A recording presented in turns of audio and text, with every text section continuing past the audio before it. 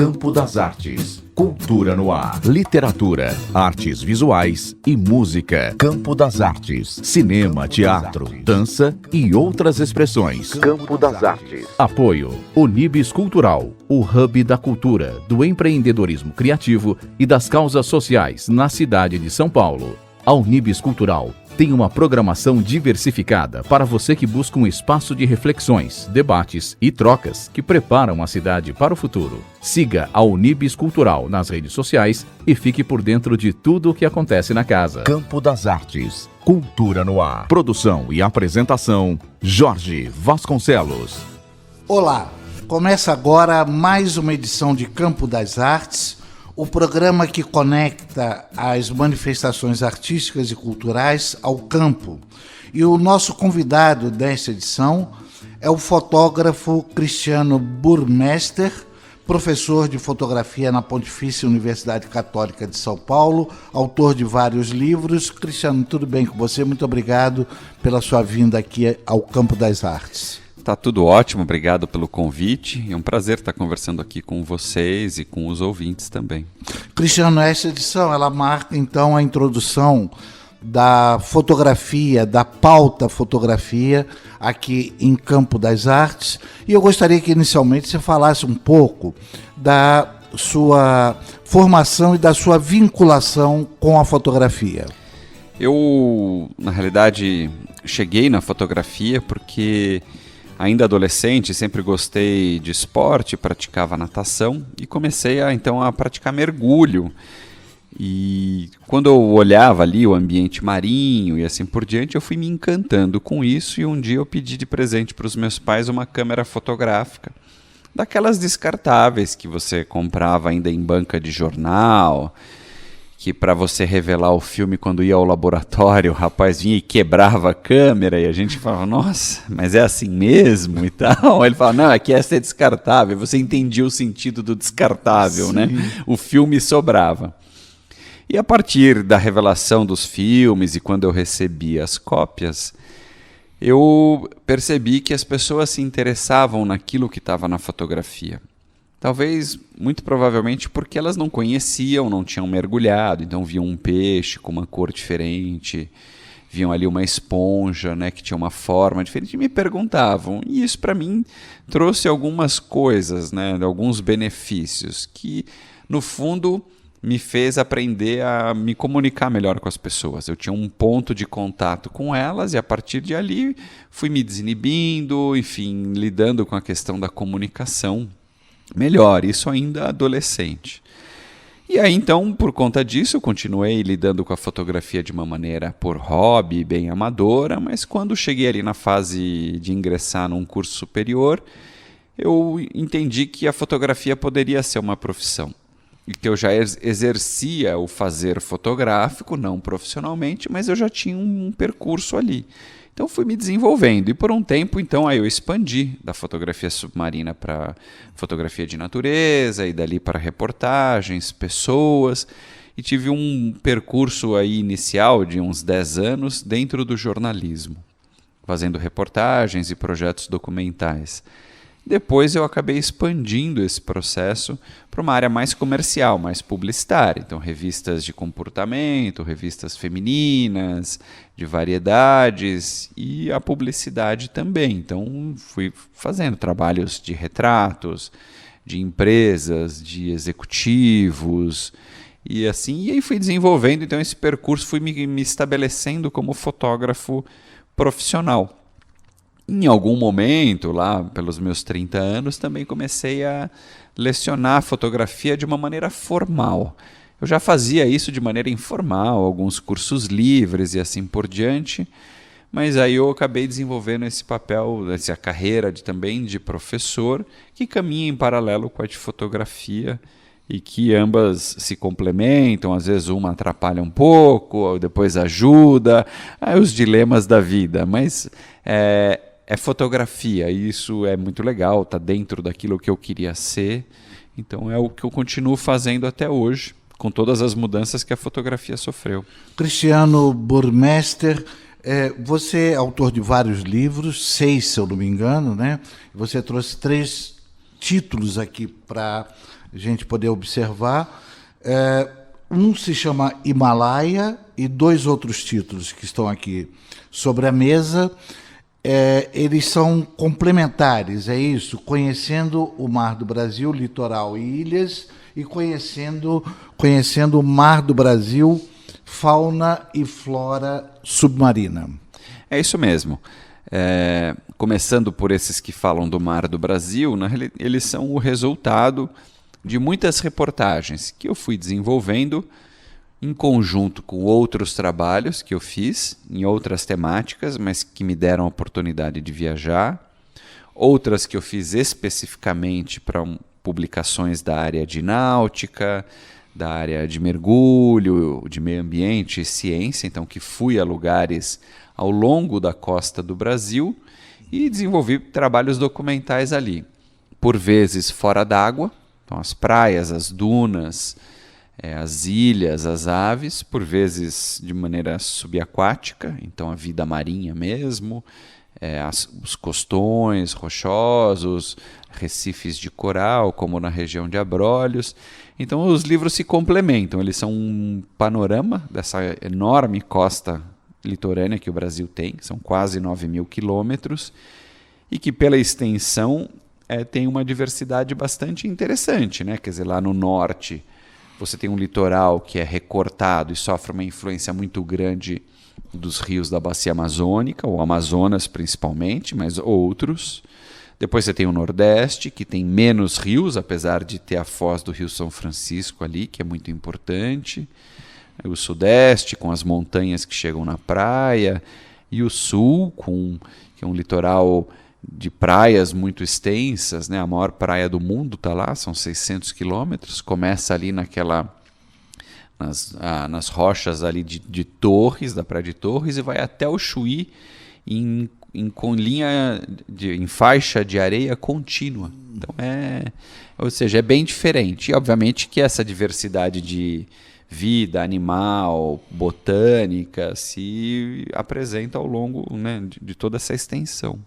Cristiano Burmester, em Campo das Artes, fotógrafo. Cristiano, ainda nesse âmbito marinho, quais são as suas principais observações, reflexões de um território tão extenso,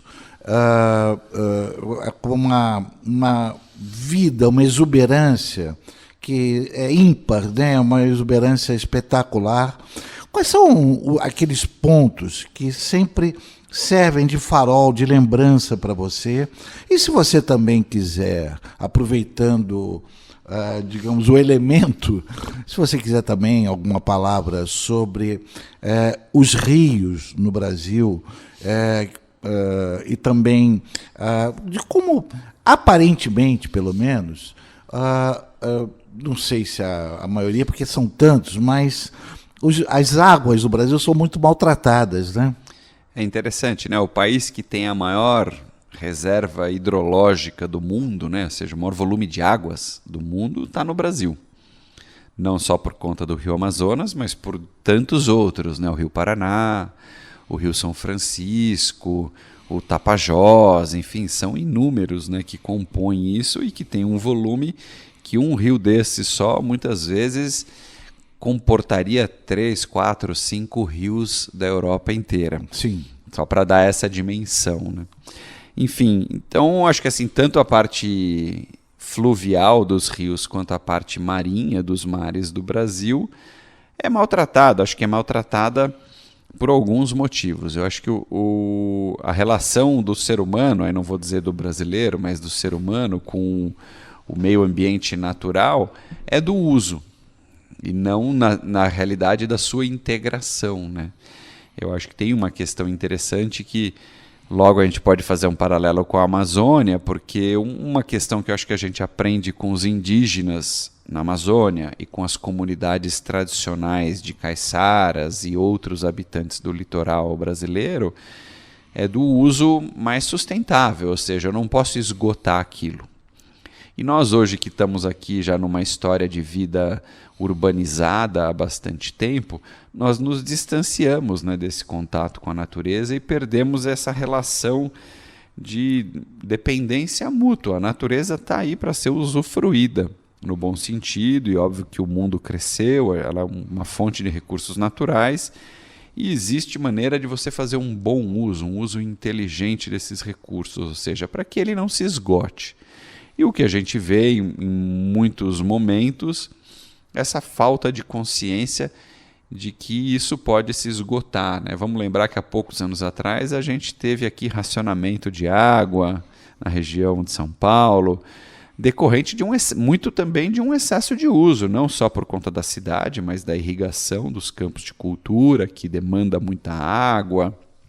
Enfim, houve um desequilíbrio aí que até então aqui no Brasil a gente não estava acostumado. Eu acho que é um alerta em todos os sentidos, tanto para os dejetos que são jogados nos mares, quanto também isso, né, nos nossos rios. O Rio Tietê não tem um bom histórico de tratamento de suas águas, né? Tem parte dele que é muito poluída. Então, acho que é uma questão que a gente tem que estar atento. Acho que o primeiro ponto que eu colocaria assim, é a própria consciência, o conhecimento, a cultura, muito por conta desse distanciamento, né, do ser humano com a natureza. A gente não vê, claro, a quantidade da vida marinha do ponto de vista dos seus animais, não é? E da sua diversidade. Qual a palavra que você daria nesse sentido? Você viu, você pode observar, inclusive por causa das fotografias de mergulho que você fez, e essa é a sua formação, é realmente muito impactante, é muito significativa? É bastante significativo. Sim, é interessante isso que você colocou, porque é difícil a gente querer preservar algo que a gente pouco vê. Exatamente. Não é? Então E a nossa relação com os oceanos, para a grande maioria da população, está nas praias, né? Ou seja, de você estar na praia, tem a ligação com o mar, com a água, com as ondas, etc. Mas com a vida marinha ainda é mais distante. O oceano é muito grande, ele tem uma vida que povoa a região costeira do litoral e das ilhas e que depende de fonte de luz, ou seja, a água ela absorve muito a luz. Então, muito da vida marinha está muito próximo da superfície. Por isso que quem em algum momento pratica aí o mergulho acaba se encantando, porque vê um universo novo, diferente, colorido, que até então não sabia que existia. Quando você vai para os oceanos mais distantes da costa, a profundidade é muito grande. Muito grande, são quilômetros, né? São quilômetros, né? Você tem cadeias de montanhas de 5 quilômetros de altitude vindo do fundo do oceano e que não chegam à superfície do mar, né? As ilhas são as pontinhas dessas montanhas. Então é distante, é uma outra relação. Agora, todo esse conjunto de águas, correntes e todos esses micro-organismos não visíveis aos olhos povoam essa região e abastecem os grandes cardumes de peixe, ou seja, que formam todo um elo de cadeia alimentar, né? Dos mais pequenininhos aos grandes. Então isso está muito interligado. A gente vê uma fração disso mesmo mergulhando, e seria muito difícil de ver o resto, porque seria muito profundo, não teria luz, a gente precisaria de um submarino. É um pouco quase como se a gente estivesse naquele mini submarino tentando encontrar o Titanic. Sim. Né? A visão que a gente teria é isso, é um ambiente muito escuro, um azul escuro total, e que de repente você encontra alguns pontos de referência. Isso tudo muda, né, a percepção, muda não, mas afeta a percepção que as pessoas têm sobre o ambiente marinho. Também coloca um pouco de receio, né? É um ambiente que as pessoas se sentem às vezes mais vulneráveis, né? Por não ver o que está debaixo e por não entender às vezes as ondas, o movimento das correntes e tudo isso. Tem essa relação aí de medo e respeito também. E tem também, por acaso, o medo de um bichão chegar lá e tchau! É verdade. Faturar você. É verdade. A questão do folclore, né, na cultura humana exerce muito esse papel, né? Acho que como que os primeiros grandes navegadores se sentiram tentando atravessar o Oceano Atlântico. Sim. O que será que virá, né? Sim, quais são os peixes? Nos mapas antigos tem as ilustrações de monstros, aquela coisa. Claro, e aí vamos pensar que o mundo era mais povoado por grandes animais. Não tinha acontecido ainda a grande caça às baleias, que quase as extinguiu. Então eles deviam ver grandes baleias regularmente. Sim, que sim. São animais que não se alimentam, não são carnívoros, né? Eles são herbívoros, só se alimentam desse fitoplâncton, que é uma alga que povoa as correntes. Mas imagino que para a época e com o grau de conhecimento que se tinha, devia causar um enorme pavor, né? Sem dúvida. Fotografei você na minha Rolleiflex. Revelou-se a sua enorme ingratidão. Você acompanha em Campo das Artes a entrevista que estamos realizando com Cristiano Burmester, fotógrafo, professor de fotografia na Pontifícia Universidade Católica de São Paulo. Cristiano, faltou a gente mencionar esse outro título, o Himalaia. Como é que foi qual é a história dessa obra? O título Himalaia, na realidade, ele retrata... Ele vem da experiência de eu ter viajado pela região, então quando eu já trabalhava com projetos documentais e com fotojornalismo, trabalhei uma parte desse meu percurso também fora do Brasil. E aí tive a chance de viajar por outros países. Esse Himalaia, mais especificamente centrado no Nepal, que concentra ali, ele está um país pequeno, que está encravado ali nas montanhas mesmo. Todo o território dele é montanhoso. Enfim, tinha muita curiosidade, tive a oportunidade de viajar.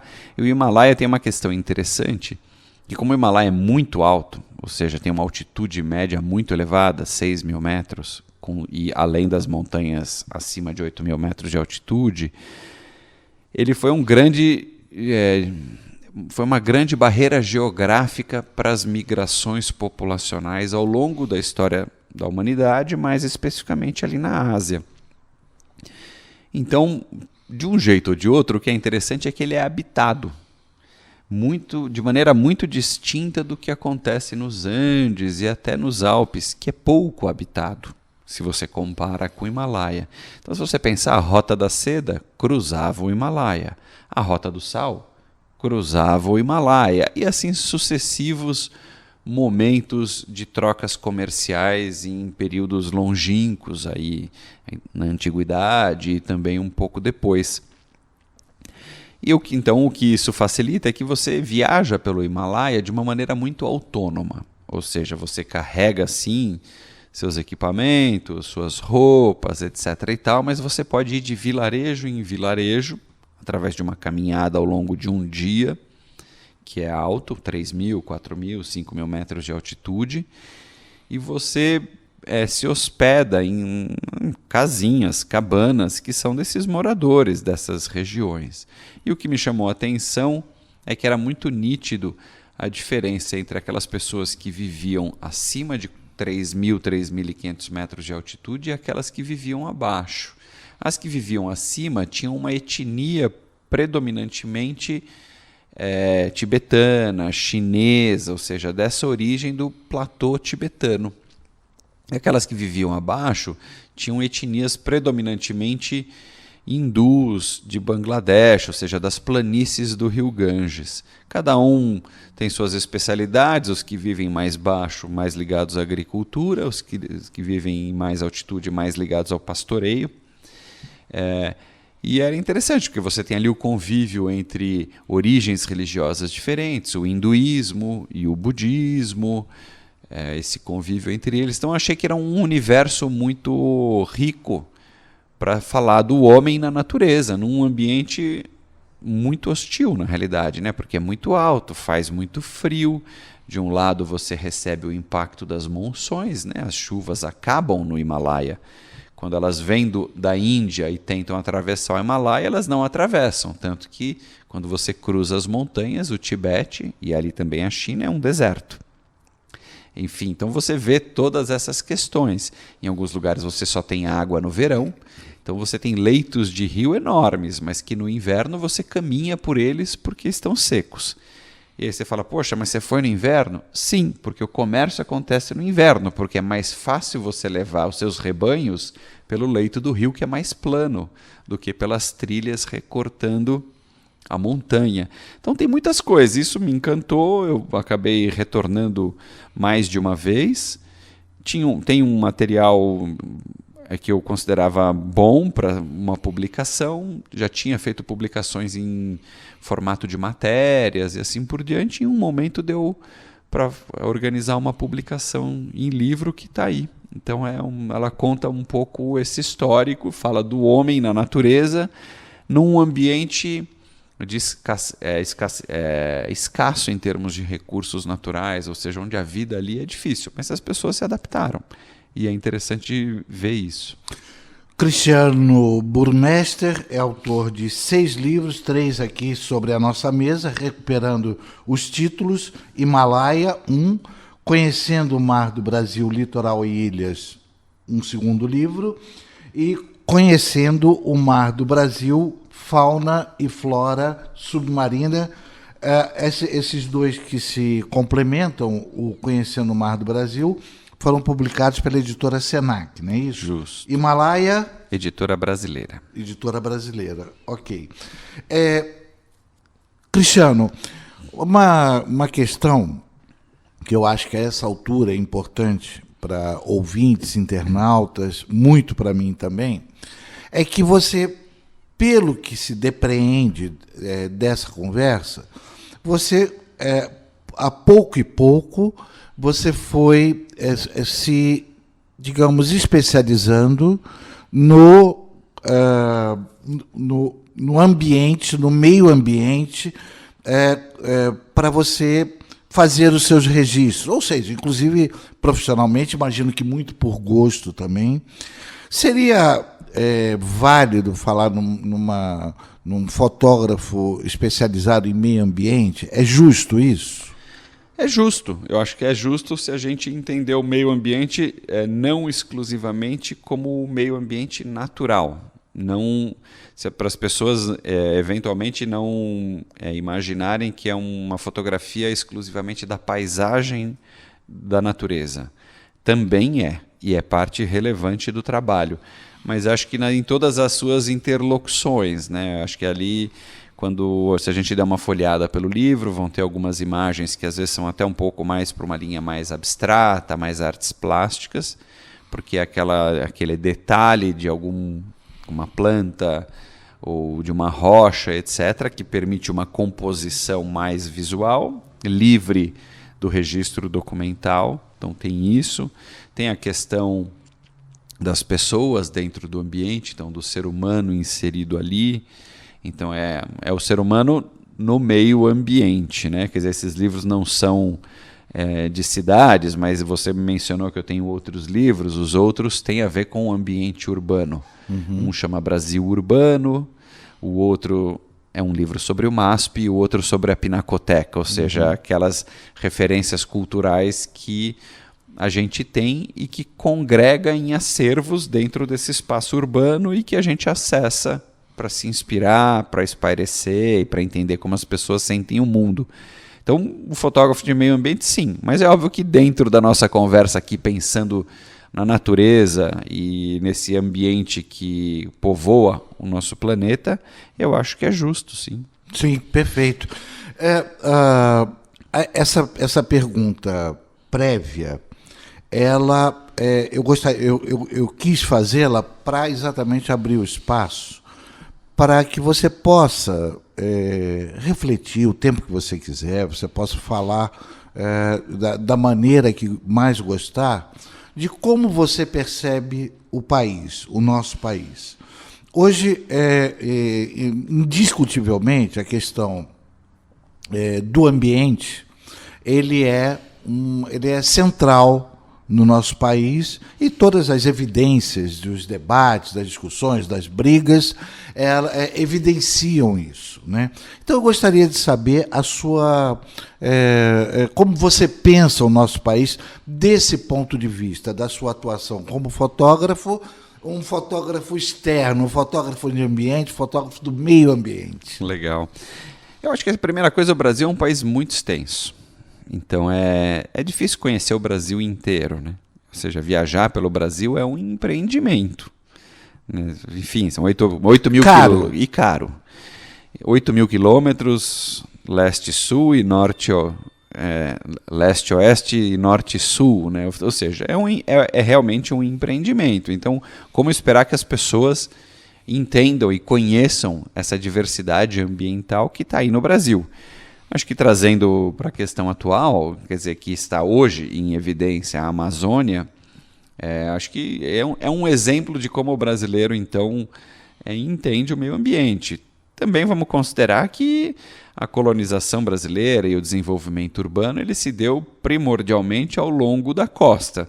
Difícil ter cidades grandes, capitais, metrópoles, talvez uma ou outra, que não estão no eixo do litoral. Você tem Belo Horizonte, você tem Brasília, que são cidades expressivas, mas as outras capitais não são tão grandes quanto aquelas que estão ao longo da costa. Então, isso não pelo certo e pelo errado, mas de um ponto de vista histórico, né? Para a gente lembrar, a gente está mais perto da costa, olhando para fora do que para dentro. Eu acho que isso também traz uma dinâmica importante para a nossa relação com o campo, com esse meio ambiente, com a natureza que a gente tem. E o brasileiro, acho que precisa se dar mais conta daquilo que... Acho que o fato da gente ter olhado muito para fora, talvez a gente tenha valorizado muito o que está além do Brasil, ou seja, que não é brasileiro. A gente tem essa cultura, é uma visão particular minha, um pouco do colonizado. Né? Na grande maioria, aquilo que vem de fora, muitas vezes me dá a sensação que o brasileiro atribui um valor maior daquilo que é nosso, que é de dentro. E se a gente puder fazer um paralelo aí, enfim, conceitual nesse sentido, como valorizar então todo esse interior brasileiro que é nosso, de origem. Tem algumas questões paradoxais, né? A gente é um país de extensão tão grande, a gente fala português até os limites das nossas fronteiras, né? Aí você está lá no interior da Amazônia, cruza a fronteira para a Colômbia, muda o idioma. Aí você volta para o Brasil, é português. Tem algumas coisas que ainda nos mantêm aqui unidos. Falta só a gente se apropriar um pouco mais disso no bom sentido, para valorizar. E delimitar quais são os nossos interesses. Né? Eu acho que tem muitas questões que emergem quando a gente olha aí para o meio ambiente brasileiro. O quanto que a gente quer utilizar dos recursos naturais que temos sem esgotá-los, ou seja, sem reproduzir uma lógica que já foi utilizada e aplicada em outros países que esgotaram seus recursos. Então, por isso tem uma fala de que devemos preservar aquilo que temos. Ao mesmo tempo, a gente se sente tolhidos, né, da nossa possibilidade de se desenvolver, e que eu entendo, que confronta esse discurso. Ao mesmo tempo, a gente também pode olhar a experiência dos indígenas que estão aqui, são os primeiros brasileiros, estão aqui desde sempre e que têm uma relação muito sustentável com o meio ambiente. É claro que vivem de maneira mais primitiva, diferente da nossa numa sociedade urbanizada. Eu só acho que a gente tem que respeitá-los e, ao mesmo tempo, poder aprender o que puder daquilo que a gente pode trazer para o nosso ambiente urbano, que muitas vezes é bem pouco amigável para a nossa qualidade de vida, para a nossa saúde mental e física. Eu acho que a gente sofre aí alguns efeitos colaterais da urbanização também, que poderiam ser melhor equilibrados, né? Assim, se a gente tivesse o meio ambiente mais integrado. Vamos utilizar aqui a nossa cidade, da onde estamos falando hoje, que é São Paulo, que tem espaços naturais, mas poucos em relação à sua dimensão enorme, né, de 10 a 11 milhões de habitantes. Então, eu acho que são questões aí que a gente tem que observar melhor, conversar mais a respeito e refletir, né? Não tomar decisões muito no calor da emoção ou muito ideológicas. Acho que são muitos contornos que a gente tem que contemplar, e não é fácil. Eu entendo que não é fácil. Só para lembrar a respeito da menção que você fez da língua portuguesa, é um fenômeno realmente muito especial, não sei se era uma intenção, mas de qualquer forma foi um legado espetacular que os portugueses deixaram aqui, de ponta a ponta. A língua é portuguesa. E teve uma época que era a língua geral, a língua dos índios, se eu não me engano, de algumas etnias, que era preponderante. Isso ali, sei lá, século XVI, por aí, eu acho que até o século XVII. Mas ficou o português constituído, consolidado, e isso realmente, num país com um território desse tamanho, faz uma diferença muito grande, né? Trouxe uma unidade, né, cultural aí muito interessante, né? Eu acho que é o que nos une em alguma medida, respeitando as diferenças, né, para cada região e do pensar da onde estão as pessoas nos seus lugares de origem. Mas o idioma é algo que, para quem já viajou um pouco para os confins do Brasil, chama atenção. Cristiano Burmester, convidado desta edição de Campo das Artes. O programa Campo das Artes conta com o apoio da Unibis Cultural, o hub da cultura, do empreendedorismo criativo e das causas sociais na cidade de São Paulo. A Unibis Cultural tem uma programação diversificada para você que busca um espaço de reflexões, debates e trocas que preparam a cidade para o futuro. Siga a Unibis Cultural nas redes sociais e fique por dentro de tudo o que acontece na casa. Você acompanha o programa Campo das Artes pelo elcanal.net, através do aplicativo gratuito Rádiosnet, às quartas-feiras, 5 da tarde, sábados e domingos ao meio-dia, e às segundas-feiras, às 9 da noite. Tem mais! Todas as edições estarão disponíveis para você, internauta, pelos nossos podcasts, através dos aplicativos Spotify e SoundCloud. Além disso, estamos no YouTube e no Facebook. Nosso e-mail é campodasartesoficial@gmail.com. Repita! campodasartesoficial@gmail.com. Campo das Artes, cultura no ar. Produção e apresentação, Jorge Vasconcelos.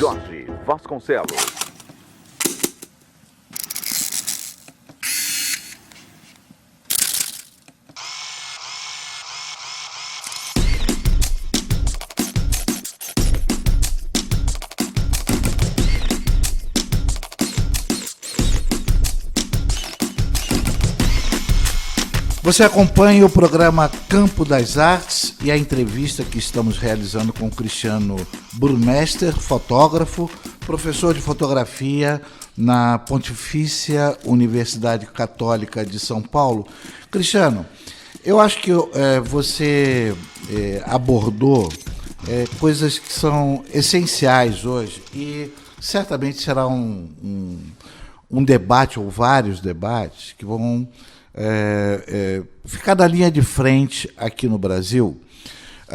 Resumindo para mim a ideia que eu tenho, você falando, né, da língua unindo o país e diversos aspectos assim de maltrato, por exemplo, com o meio ambiente, que é histórico e permanente no Brasil, ninguém dando muita bola para isso.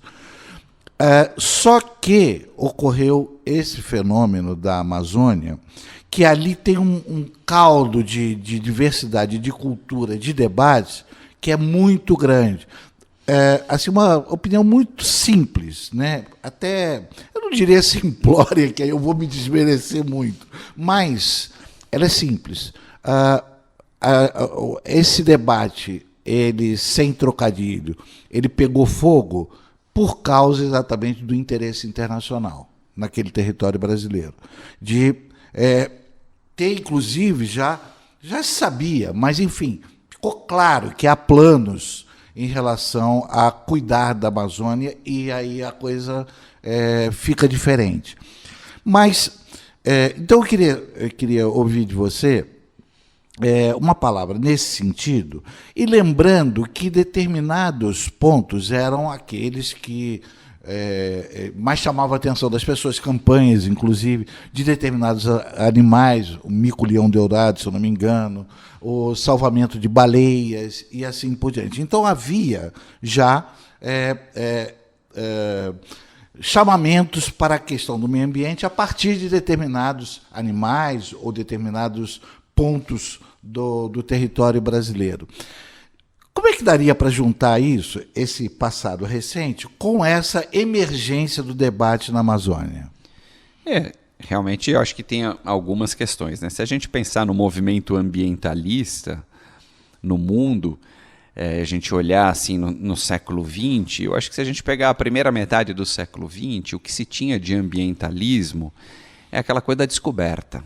Ou seja, chegamos ao Polo Norte, chegamos ao Polo Sul, adentramos os confins da Amazônia até as montanhas dos Andes. Incrível que tão recente, né? Exatamente. E ainda nesse sentido de conhecer pontos do planeta. Pontos do planeta. Era pelo exótico e também pela absorção de conhecimento científico, né? Através das ciências. Da aventura. Da aventura, né? E acho que era um mix. Vamos lembrar assim, um personagem que é próximo aí do tema desses dois livros do mar, o Jacques Cousteau, né? Isso. Fez isso nos oceanos, também a descoberta, mas veio para a Amazônia também.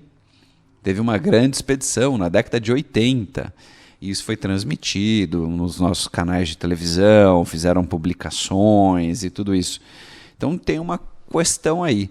Na segunda metade, acho que do século XX, com esse desenvolvimento mundial, né, assim, da indústria, dos bens de consumo mais acessíveis, do consumismo também, eu acho que grupos mais sensíveis a esse processo, aí mais ligados a países do hemisfério norte, perceberam que esse excesso poderia causar alguns danos e começam também a colocar suas causas em voga na mídia, começam a desenvolver uma militância. Então o ambientalismo ele meio que sai, né, muda um pouco o perfil e se aproxima mais dessa dinâmica da militância política. Através de uma comunicação dirigida, né? De uma comunicação dirigida, justamente. E a ligação com esses ambientes que até então ainda eram exóticos, ou seja, distantes à população que estava vivendo nas grandes cidades, se manteve isso. Precisamos preservar. Por quê? Bom, na Mata Atlântica, porque se a gente não preservar, vai desaparecer o mico-leão. Nos oceanos... Ou a própria Mata Atlântica. Ou a própria Mata Atlântica. Ou se a gente não preservar, os oceanos, as baleias vão sumir. Na Amazônia, talvez mais ligado à questão do indígena em si. Os indígenas estão sendo dizimados por conta do contato com o branco, a falta de imunidade, aos vírus e as bactérias que o branco já tem imunidade, a gripe e entre outras coisas. Então eram causas específicas ligadas a diferentes pontos da natureza, né? A baleia, o mar, na Mata Atlântica o mico-leão, na Amazônia o indígena e a diversidade, a antiga concepção de que a Amazônia era o pulmão do mundo, que hoje a gente sabe que ela não representa esse papel no ecossistema do planeta, mas... Representa muito para o Brasil, né? Representa muito para o Brasil e é uma grande... É um fiel da balança no equilíbrio do regime de chuvas e tudo isso, e que obviamente afeta, né, como todos. O que eu acho que tem hoje, talvez, e que vem de uma maneira de um discurso politizado e muitas vezes de afronta, é que não dá mais para a gente pensar no mundo de maneira isolada, né? Ou seja, o que eu entendo, assim, é a minha visão. O Brasil não pode pensar numa continuidade do seu desenvolvimento pensando exclusivamente em si, ou seja, que as suas ações não têm um impacto global. Sim. Tem sim. Obviamente que os países do hemisfério norte aprenderam isso já, porque eles já esgotaram seus recursos. Então, obviamente que esse discurso de que, olha, não vamos deixar os brasileiros fazer isso com a Amazônia, para nós é uma afronta, sim, porque a gente se sente tolhido de uma possibilidade de desenvolvimento, mas o que eu acho que o Brasil e o brasileiro precisa entender é que a gente precisa pedir, exigir uma contrapartida diferente. Já existe tecnologia e procedimentos de uso mais inteligente e sustentável do meio ambiente, que não vão restringir a nossa capacidade de desenvolvimento, mas também vai permitir que a gente faça de uma maneira melhor. Agora, eu entendo, com soberania, com livre-arbítrio dos brasileiros sobre esse espaço que está dentro do território brasileiro, né? E assim por diante. Então, acho que são questões que ficam emergentes porque o equilíbrio climático no mundo mudou, sim. Agora, os interesses de desenvolvimento econômico continuam. E aí, infelizmente, a palavra do mais forte ou do mais desenvolvido acaba sendo tendo força de hegemonia. E isso ainda mantém um mundo em desequilíbrio. Eu acho que a gente tem que entender essa relação e se colocar de uma maneira mais inteligente e menos na bravata, menos no grito, que é muito fácil de derrubar isso. Não é? Se ficar nisso, vai ser vencido. Eu entendo que a gente tem que se colocar de uma maneira menos colonizada, ou seja, não vamos reproduzir o que eles sempre fizeram conosco ou o que fizeram com o seu ambiente, vamos se colocar de outra forma. É um salto qualitativo de acordo com o conhecimento e as tecnologias disponíveis hoje. Perfeito. Né? Acho que é por aí. É a minha visão, pelo menos. Cristiano Burmester. Cristiano, no caso do exercício da fotografia ligada ao ambiente, ao meio ambiente, as pautas são muitas. Você precisa se preocupar em determinadas, em flagrar determinados assuntos ou determinadas imagens, ou a abundância é tão grande que você sabe que já vai conseguir, seja lá o que for? Eu acho que tem duas dinâmicas. Eu acho que você tem aquela pauta que é da notícia do momento. Ou seja, então se a gente pensar nos atuais incêndios da Amazônia, a pauta é flagrante. Está lá. Então a questão é a capacidade de produção. Ou seja, você ter condições de se deslocar até a Amazônia e realizar esse trabalho. Na pauta, se a gente pensar do meio ambiente, daquela natureza mais intocada, mais isolada e assim por diante, a pauta não é flagrante. Demanda muito tempo. E aí vou usar um exemplo que talvez não é nem brasileiro. Vamos imaginar que você tem uma pauta para registrar os ursos polares. Não é chegar no Ártico e encontrar o urso polar. Demanda se estabelecer no lugar, entender se você está próximo de alguma rota deles, ou de algum grupo ou uma família de ursos. Uma série de informações prévias. Uma série de informações prévias. E isso demanda tempo e, obviamente, recursos também. Ou seja, poder ficar 15 dias esperando o urso polar aparecer demanda uma certa... E assim, analogamente, para todas as outras áreas. Né? Então, ou seja, fotografar a natureza, eu acho que a maior demanda de recurso é equivalente ao tempo que você tem para estar lá. Tem alguma região do Brasil, ou regiões do Brasil, alguns biomas, por exemplo, que tenham sido, ao longo do tempo, do ponto de vista do registro fotográfico, com a ideia de reportar aquela informação, que tenha ficado subestimado, que tenha ficado um pouco, digamos assim, não ter merecido o trabalho do registro que deveria ter merecido? Olha, é uma pergunta interessante. Eu acho que talvez os oceanos, por conta da dificuldade de se documentar isso, né? Colocar um equipamento debaixo d'água, você sofre o efeito da ação da água do mar, que é corrosiva sobre esses equipamentos. Então, e você também tem o efeito de ter que se deslocar, o limite de se estar lá e tal. Eu acho que ali tem uma dificuldade que o ambiente se coloca. A Amazônia também, pela dificuldade de locomoção, né? Quer dizer, você fala assim, mas são só 200 quilômetros em linha reta, porém 800 quilômetros ao longo do leito do rio, porque o rio vai serpenteando e aquilo que em avião você em linha reta faria rapidamente, de barco você leva dias. Então isso também acho que interfere. A escala na Amazônia é impressionante. Eu acho que é isso. Então acho que são ambientes aí que vão demandar um esforço ainda regular de documentação, até porque também o ambiente se transforma, né, com a chegada do ser humano e com as mudanças todas pelo que o mundo passa. Então acho que assim é sempre possível renovar essa documentação. Cristiano Burmester. Cristiano, tem projeto que você ainda pretende realizar, alguma região, não só do Brasil, né, que você faz questão de trabalhar, de registrá-la?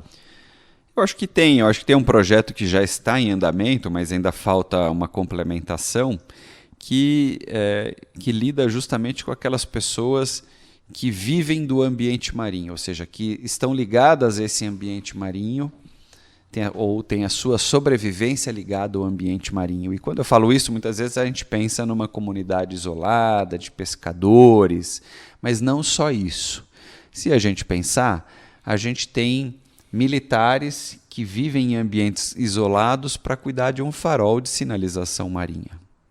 É uma vida assim, muito particular, porque como eles às vezes estão isolados em uma região da costa que não tem nada, eles vão para lá com suas famílias. Geralmente são 4, 5, 6 famílias que ficam lá.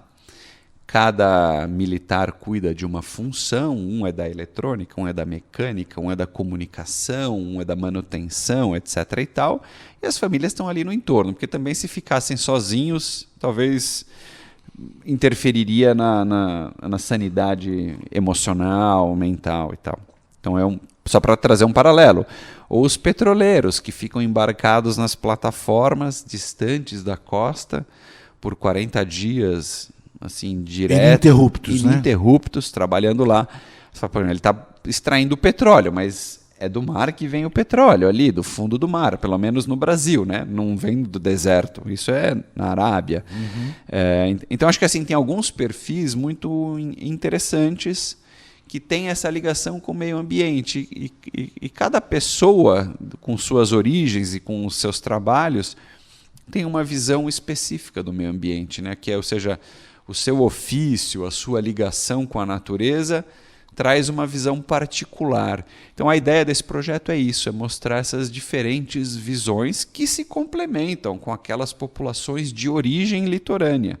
É um caiçara no Brasil, é um residente do litoral nordestino, é uma tribo indígena que está ligada ao mar, no Maranhão, enfim. Então tem algumas ideias. Esse é um trabalho que já está iniciado, tem alguma documentação feita, mas ainda precisa de mais um tempo. Como o Brasil é muito grande, o deslocamento é grande, ou seja, a logística toda e a produção em si não é algo que dá para fazer a toque de caixa, pelo menos num trabalho como esse, então precisa de um tempinho para ser concluído. Muito bom. Você mencionou os militares cuidando desse farol? Dos faróis de sinalização. Todos eles? Todos. No território nacional? Nacional. Faróis marítimos? Faróis marítimos. Aquele que a gente, em algum momento... Tem o Farol da Barra, em Salvador. Sim. Né, que ali está na costa, pertinho. Ele está dentro de uma antiga fortaleza portuguesa e assim por diante. Dá para ir comer um vatapá toda hora, né? Dá para vir comer um vatapá a todo momento. Mas imagina aquele que está lá no arquipélago dos Abrolhos, que está a 80 quilômetros.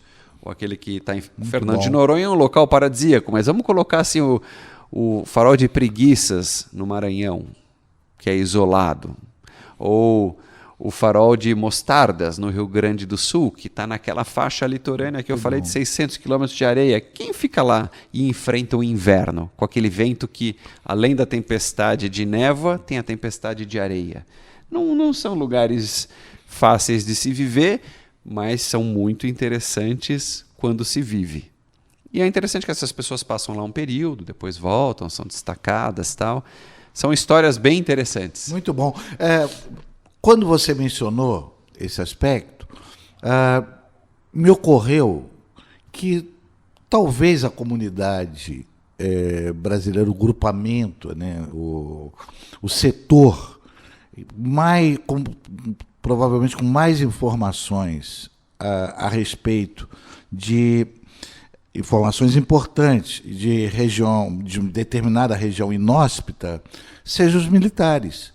Desde o Marechal Rondon, por exemplo, talvez outros militares, outros líderes militares tenham circulado na Amazônia, mas Rondon é símbolo, né? Sim. E mesmo as gerações posteriores, talvez quem mais conheça a Amazônia sejam os militares, né? É verdade. Não estou aqui para fazer divulgação dos militares, mas na realidade muitos desses lugares inacessíveis que eu fui para documentar, cheguei porque tive acesso a eles através, digamos, de uma carona com os militares, ou num navio da Marinha, ou num avião da Força Aérea, ou num destacamento isolado do Exército, e que ali tinham barcos para você se deslocar, e o conhecimento. Porque estão lá, né? Até nesse debate da Amazônia, é interessante a gente observar qual a posição dos militares, né? Como eles, às vezes as pessoas acham que a posição deles é do livre uso. Não tenho percebido bem assim, eles têm outra concepção sobre isso.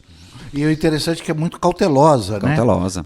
Não sai dando declarações ou, enfim, não entra no calor, né, da discussão, mas talvez seja o setor com mais conhecimento. Né? Com certeza, porque transita por essas regiões. E eu acho que é um papel relevante que eles exercem, né? Ou seja, coabitar isso e, enfim, conhecer e também levar algum grau de prestação de serviço. Muitas vezes é um médico que atende uma comunidade carente, é um advogado que emite ali um RG para quem não tem RG, faz um cadastro na Previdência para quem não tem. Então tem este papel. No Brasil, que não tem essa vocação tão bélica quanto outros países, existe aí um setor das Forças Armadas que desenvolve esse papel, porque são eles que têm essas condições, né? Cristiano Burmester. Cristiano, para a gente encerrar essa edição de Campo das Artes, gostaria de ouvir uma palavra sua a respeito do foco, né, da observação específica do programa, que é a ideia de cultura nas lonjuras. Como é que você observa o Brasil nesse sentido, do que você já registrou, do que você já pôde se informar? Acho que é uma cultura muito diversa e tem muitas, digamos assim, muitas singularidades, né? Então é um país muito rico aí nessas manifestações culturais. E hoje, obviamente, com a fragmentação dos meios de comunicação, um acesso mais fácil ao que se produz em diferentes regiões do mundo através da internet, a gente passa a ter contato com outras linguagens, né? Então, se você pegar, vamos dizer, o Festival de Parintins, na Amazônia, ele se assemelha em produção ao que se realiza aqui no Rio de Janeiro e São Paulo em termos de carnaval, mas são outras referências mitológicas, folclóricas e culturais, e que muitas vezes não fazem parte da nossa referência, né? Quem já teve a oportunidade de, por exemplo, ir ali para Belém ou Manaus e tomar um sorvete numa sorveteria local, vai tomar sorvete de cupuaçu, vai tomar sorvete de açaí e de outras frutas que a gente mal encontra aqui nos grandes supermercados, ou seja, para encontrá-las a gente tem que ir ali num mercado mais especializado, que traz alguma coisa de outras regiões. Então isso é muito diferente, né? Assim, é muito rico. Eu acho que, nesse sentido, o Brasil tem uma riqueza enorme que é difícil de você ver em outros países. Em outros países, às vezes, é mais homogênea essa questão. A gente ainda preserva uma diversidade bastante interessante. Cristiano, eu gostaria de deixar registrado aqui uma vivência que eu tive em ponto extremo norte do Brasil, que era um trabalho de comunicação e na região de Trombetas. Aliás, foi construída a cidade pela mineradora, enfim, a gente ficou alojado lá, eu e um grupo, e o impressionante para mim, na memória inesquecível, é que a retirada toda mecanizada, tudo bem feito lá do minério, e a colocação dele no navio, era tudo ali mesmo. Então, não era um rio como o Amazonas, era um braço. E, no entanto, cabia nele um navio de dimensão internacional, de você, né, de transporte e tal, aquela coisa toda. E também o que é inesquecível é o trabalho de recuperação do lugar de extração. Então, é totalmente mapeado, e depois de extraído do subsolo aquele minério que interessa, tudo é como se levantasse assim, né? A terra, e volta tudo ao lugar, inclusive com a implantação, a colocação de plantas extintas, que pau-brasil, muito pau-brasil e assim por diante, entendeu? Então, eu queria deixar esse registro de que, dentro dessa ideia de diversidade cultural, por exemplo, também a diversidade tecnológica do conhecimento, e também da forma como lidar com os bens naturais, que existe há muito tempo aqui no país. Claro. Eu acho que assim, existe conhecimento e tecnologia disponível para que a gente tenha uma relação inteligente e sustentável com o meio ambiente. Eu acho que aonde peca é a força política. Ou seja, é a ênfase que se dá a esta necessidade ou não. É mais fácil, talvez, não ter que defender esta causa, porque, a priori, pode parecer que é mais difícil, que é mais custoso e assim por diante. Porém, as experiências mostram que não é, né? Quer dizer, a Alemanha, que já destruiu o seu meio ambiente, hoje faz um esforço de recuperação, que valoriza bastante as suas áreas verdes e assim por diante. Você pode navegar turisticamente por vários dos seus navios, pelos seus rios, e nadar, e em certos pontos até tomar água desses rios. Né? Assim, não é difícil de se imaginar que uma experiência positiva assim pudesse ser replicada no Brasil. É uma questão, obviamente, de educação. Espero que a gente não tenha que passar pela experiência da destruição completa para aprender o processo inverso. Eu acho que a gente pode dar esse salto qualitativo, como a gente já falou em outro momento aqui no programa.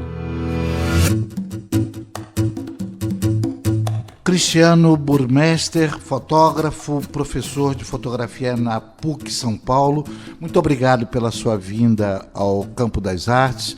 Tantas informações importantes, muito obrigado. Obrigado pelo convite, uma ótima conversa, e espero que os nossos ouvintes tenham gostado também. Até uma próxima.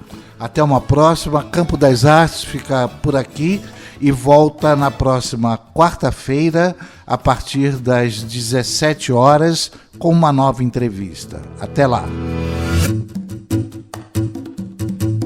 Campo das Artes. Produção e apresentação, Jorge Vasconcelos. Campo das Artes. Apoio, Unibis Cultural, o hub da cultura, do empreendedorismo criativo e das causas sociais na cidade de São Paulo.